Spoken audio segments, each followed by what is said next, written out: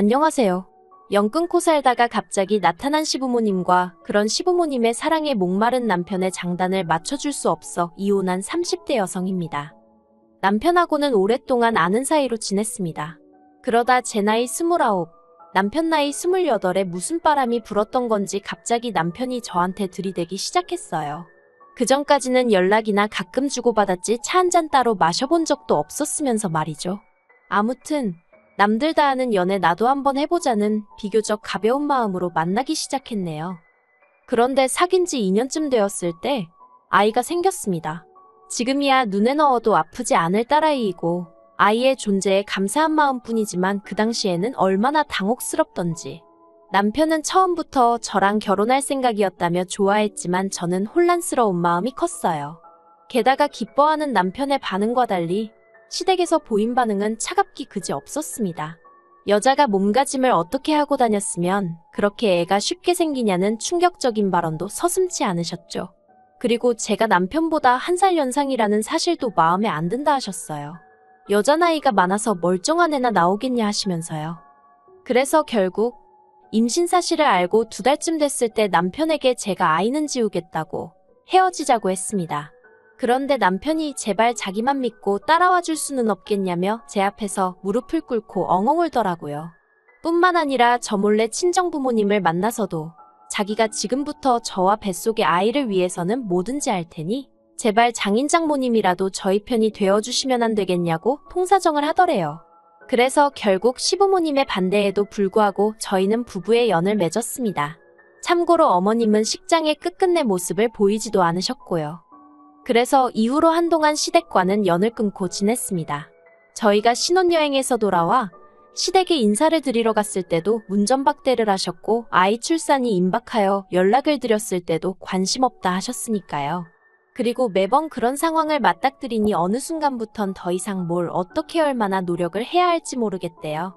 그래서 솔직히 언젠가부턴 에라 모르겠다 될 대로 되겠지 않은 심정으로 내버려뒀습니다. 남편도 처음에는 매번 돌아오는 시부모님의 냉랭한 반응에 힘들어하는 눈치였지만 언젠가부턴 저와 마찬가지로 마음을 접은 듯 했고요. 그리고 까놓고 말해서 시부모님의 부재에도 불구하고 저희 일상에는 아무런 지장이 없었던 게 사실이에요. 게다가 친정부모님께서 아이에게 워낙 큰 사랑과 지원을 해주셔서 아이가 조부모의 사랑을 모르고 자란 것도 아니었고요. 그런데 그런 시부모님한테 연락이 온 건 저희 아이가 4살이 되던 해였습니다. 모르는 번호로 전화가 걸려와 무심코 받았는데 어머님이셨어요. 목소리 들은 지가 워낙에 오래돼 처음엔 누군지 감도 안 오대요. 그런데 어머님이 스스로 누구누구 엄마라고 소리를 빽 지르시고 나서야 아 어머님이시구나 싶었죠.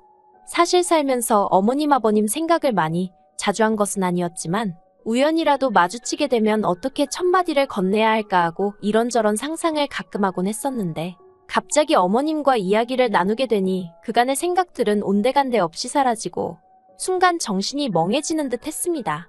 하지만 이내 잘 지내셨냐 어쩐 일로 연락을 다 주셨냐 물었네요. 어머님의 목소리는 긴장은커녕 예전과 다름없이 날카롭고 냉랭했습니다. 그리고 꺼내신 첫마디가 먹고 살만하냐는 거였어요. 당시 저희 남편은 친정아버지 회사에서 일을 배우고 있었고 저는 프리랜서 작가로 일했거든요. 벌이는 둘이 먹고 사는 데는 충분한 수준이었고요. 그래서 제가 나쁘지 않아요 라고 대답을 했더니 어머님은 잘났다 하시며 빈정거리시는 거예요. 정말 변한 게 하나도 없으셨지요. 그리고 며칠 뒤 어머님한테 또다시 연락이 왔습니다. 그리고 그 내용은 간단명료했어요. 이제껏 아주버님이 생활비를 주셨는데 이제 못 준다고 하니 저희더러 내놓으라고요. 지난 몇 년 동안 형 혼자 자식 노릇하느라 고생했으니 이젠 네가 좀 해야 하지 않겠냐는 거였죠. 남편은 마음이 복잡해 보였습니다. 몇 년 만에 연락을 해온 시부모님이 고작 돈 때문에 연락을 했다는 사실에 충격을 받은 것 같기도 했고 한편으론 그런 시부모님이 안쓰러운 모양이었어요. 하지만 제가 무슨 말을 어떻게 해줘야 할지 도통 감이 오질 않았습니다. 아무 일도 없었던 듯이 어머님과 웃으며 잘 지낼 자신도 없었고 심란해하는 남편을 달래줄 만큼 제가 통이 큰 사람도 아니었거든요. 그래서 어느 쪽으로든 남편이 생각이 정리되면 말을 하겠지 하고는 기다렸어요. 그랬더니 한 일주일 만에 한다는 말이 자기도 남들처럼 지내고 싶답니다. 제가 친정 식구들과 잘 지내는 것처럼 자기도 그렇게 지내고 싶다고요. 그리고 저는 그 말이 마치 부모님 생활비를 보태드리고 싶다로 들렸던 게 사실이에요. 그래서 그러라 했습니다. 당신이 해드리고 싶은 대로 해드리라고요. 솔직히 저를 반대하시던 어머님의 표정, 말투 그리고 그날의 공기까지 잊은 줄 알았는데, 잊고 살고 있다고 생각했는데 어머님하고 통화를 하는 순간 모든 게 되살아났거든요. 그러면서 마음이 무척이나 괴로웠죠. 하지만 그런 건 저 혼자 감당하기로 하고 남편 마음이라도 편하게 해주자. 결국 그렇게 제 나름대로 남편에게 양보하고 배려를 했던 겁니다. 그래서 시댁하고 왕래를 하고 살게 된 거죠. 하지만 없는 거나 마찬가지였던 시댁이라 그런 건지 날이 갈수록 힘에 부친다는 게 어떤 건지 실감이 나더라고요. 특히나 어머님 아버님은 물론이고 아주버님까지 이런저런 부탁을 해올 때면 정말 내가 이런 것까지 들어줘야 하나 싶을 정도로요. 한편 저희 부부는 처음 결혼할 때는 아파트에 살았지만 얼마 지나지 않아 주택으로 이사를 했습니다. 이사를 하게 된 이유는 여러 가지가 있었지만 일단 딸애가 아토피가 있었고 남편이 다니던 회사에서 해고를 당했거든요. 그런데 업계가 워낙 좁다 보니 소문도 좋질 않아서 재취업이 쉽지가 않대요. 그리고 그 사실을 알게 되신 친정아버지가 남편을 걷어주셨습니다. 그리고 친정아버지가 운영하시던 공장은 서울에 있지 않았거든요. 그래서 친정아버지 공장에서 멀지 않으면서 아이가 자라기에 불편하지 않을 정도의 동네를 골라 작은 집을 지었습니다. 2층짜리 주택으로 손녀를 위한 거라며 친정아버지가 목돈을 보태주셨고 이후로는 벽지 하나 장판 하나 제 손길이 미치지 않은 곳이 없었을 만큼 공을 들여 지은 집이었지요. 그런데 어머님과의 연락 이후로 얼마간 흘렀을 때였어요. 어머님이 대뜸 집은 언제 보여줄 거냐 물으셨는데 솔직히 저는 집까지 공개할 만큼은 마음의 준비가 되어 있지 않은 상황이었거든요. 하지만 남편은 달랐던 모양입니다. 뭐랄까, 나름대로 인정을 받고 싶은 눈치였죠. 그리고 그래서인지 남편은 우리가 얼마나 열심히 살았는지 보란듯이 보여주자면서 저를 설득하려 들대요. 그리고 결국 그렇게 시부모님이 저희 집에 오셨습니다. 아주버님네 식구들까지 전부 다 대동하고 말이에요. 그런데 어쩜 아무리 아들 집이라지만 엄연히 남의 집인데 그래도 그렇지 누구 한 명 뭐 하나 사들고 온 사람이 없었습니다. 저는 그래도 나름대로 시댁 식구들이 온다는 생각에 마음이 쓰여서 이것저것 음식도 만들어두고 한 상황이었는데 말이죠. 게다가 다들 짝이라도 한 건지 빈손으로 와서는 집안은 또 어찌나 꼼꼼히 둘러보는지 누가 보면 저희 집 사러 온 줄 알겠더라니까요. 그래도 좋은 게 좋은 거다 생각하고 싫은 티 내지 않고 있었어요. 그리고 식사를 하면서 이런저런 이야기를 나누게 되었는데요. 어머님이 대뜸 이 집은 누가 샀냐, 누구 명의로 되어 있냐 그런 걸 물어보시더라고요. 그리고 저는 제 명의로 되어 있지만 친정아버지가 많이 도와주셨다고 대답하려고 했어요. 그게 사실이었으니까요. 그런데 남편이 자기 명의고 자기가 번 돈으로 샀다고 그러는 겁니다. 깜짝 놀랐어요. 생전 거짓말이라곤 못하는 사람인 줄 알았는데 아무렇지도 않게 그런 소리를 해서요. 하지만 이내 그래 어머님 아버님 앞이라 잘 보이고 싶어서 그러나 보다 하곤 별말은 안 했습니다. 그리고 이후로 어머님이 남편한테 직장 다니는 건 어떻냐 이런저런 이야기를 물어보시면서 하시는 말씀이 아무리 사위라도 사위는 백년손님이니 친정부모님이 막대하지 못하게 하라나요. 그래서 이때는 제가 아무리 사위라도 직장에서는 부하 직원이니 제가 친정부모님께 뭐라 말씀드릴 게 못 된다고 한마디 했고요. 그리고 얼마 후 시부모님이랑 아주버님네가 이제 그만 가봐야겠다며 일어나는데 남편이 부랴부랴 방에서 지갑을 가지고 나오더니 시부모님 손에 흰 봉투 하나 그리고 시조카 손에 또 봉투 하나를 들려주대요.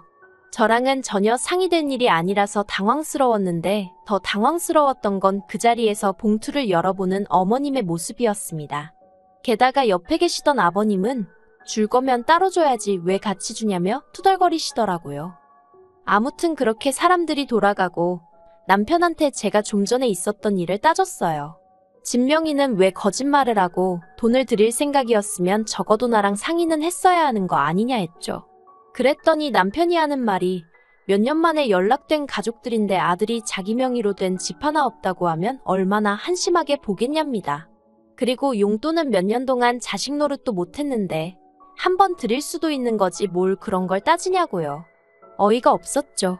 그래서 오늘 온 사람들 중 휴지알롤 사온 사람도 없고 우리 딸한테 말 한마디 이쁘다 귀엽다 해준 사람도 없었다. 그런데 왜 우리만 이렇게 납작 엎드려야 하냐고 화를 냈어요. 그리고 제가 남편더러 그렇게 우리 친정부모님한테 도움을 많이 받으면서도 당신이 언제 먼저 선뜻 용돈 한 번 드려봤냐 따졌습니다. 그래놓고는 시부모님한테는 그동안 뭐 자식 노릇을 못해? 당신이 우리 부모님한테는 자식 노릇한 적 있어? 하니까 자기도 좀 그랬는지 더는 말은 안 하더라고요. 그리고 그때 솔직히 왕래고나발이고 못한다고 할 걸 안 한다고 할 걸. 그런 생각이 들어서 후회를 많이 했어요.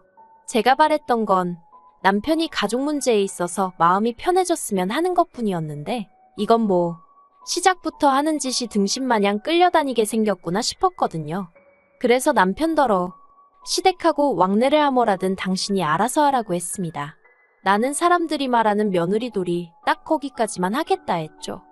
그래서 이후로 1년은 시부모님 생신이나 명절처럼 나름대로 제 얼굴을 비춰야 하는 때가 아니면 남편만 보내고 그랬어요. 그리고 이것도 나름대로 서운했던 게 그런 와중에도 절대로 남편한테 애라도 데려오란 말씀을 안 하셨다는 겁니다.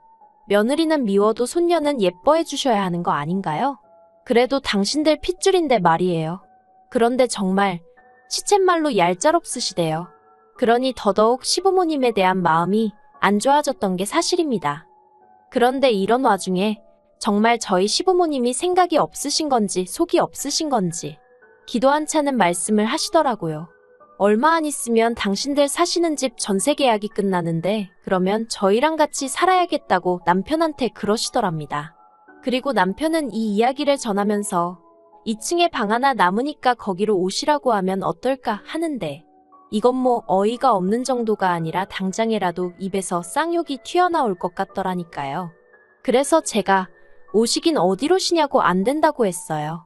내가 딱 기본만 하겠다고 하지 않았냐고, 그런데 무슨 앞가냐고 그렇게 못한다 했죠. 그랬더니 남편이 그러면 어떡하냐는 거예요. 시부모님은 이 집이 자기 명의로 된 자기 집인 줄 아시니까 그렇게 말씀하신 건데 거기다 대고 뭐라고 하냐면서요. 그래서 제가 잘못 말씀드렸다고 솔직히 털어놓으라 했습니다. 그때는 그냥 말이 헛나온 거고 실은 와이프 명이다. 거기다 장인어른이 엄청나게 보태주셔서 내가 말할 처지가 못 된다 하라고요.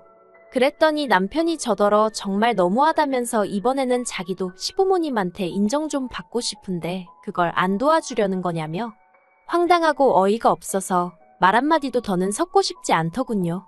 그래서 너는 떠들어라 나는 모르겠다 하고 먼저 자리에서 일어났습니다. 그리고는 딱 한마디만 덧붙였어요. 어머님 아버님이 여기 이사 들어오시는 날이 당신이랑 나랑 이혼도장 찍는 날인 줄 알라고요. 그런데 남편은 제 말을 귓등으로 들은 건지 올 4월이었습니다. 그 무렵에는 어쩔 수 없이 일 때문에 서울에 나갔다 와야 하는 상황이 몇 번 있었거든요. 그리고 그날도 일 때문에 이른 아침부터 점심 무렵까지 서울에서 약속이 빼곡히 차 있었어요.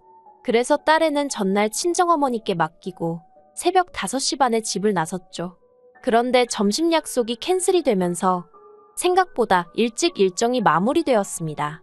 일에 시달려서인지 오로지 빨리 집에 가고 싶은 마음뿐이라 평소라면 바깥 구경도 할 겸 버스를 탈 건데 택시를 탔어요. 그리고 거의 집에 다 도착했을 때쯤 저는 생각지도 못한 광경을 보게 되었습니다. 집 앞에 웬 이삿짐 차량이 와 있었고 보아하니 이제 막 짐을 내리기 시작한 듯 하더라고요. 그리고 그 앞에는 뭔가를 지시하는 저희 남편과 시부모님이 계셨죠. 순간 남편과 눈이 마주쳤는데 남편이 화들짝 놀라는 게 저는 신발이 벗겨지는 줄도 모르고 뛰어가 들고 있던 핸드백으로 남편을 후려쳐버렸습니다. 그리고는 지금 이게 무슨 상황이냐고 냅다 소리를 질렀네요. 그랬더니 어머님이 제 머리채를 잡으시곤 이게 미쳤냐며 뭐하는 짓이냐입니다. 그리고 솔직히 저도 머리채가 잡혔으니 아팠을 거 아니에요. 그러니 본능적으로 어머님을 밀치듯 떼어냈어요. 그러자 이번엔 다시 남편이 저더러 진정 좀 하라며 그래서 제가 이삿짐 센터 직원들한테 이거 지금 이 집으로 이사 들어가는 거냐니까 그렇답니다. 어이가 없어서 내가 집주인이라고 오늘 여기 이사 계획 없다고 했죠. 그러자 직원들도 분위기가 이상하단 걸 알아챘는지 어수선해지더니 그럼 이거 다 어떡하냐입니다. 그래서 가지고 온 주소로 돌려보내던지 알아서 하라고 했어요. 아무튼 내 집에는 못 들인다고요. 그리고는 남편더러 내 말이 우습냐고 했습니다. 어머님 아버님 모시고 오는 날 이혼이라고 하는 게 농담인 줄 알았냐고요. 그런데 그런 상황 속에서도 어머님은 저더러 네가 뭔데 내 아들 집에 내가 들어간다는데 난리냐며 저더러 꺼지라는 거예요. 그래서 제가 어머님더러 아드님이 말 안 하더냐고 이 집 제 집이라 했어요.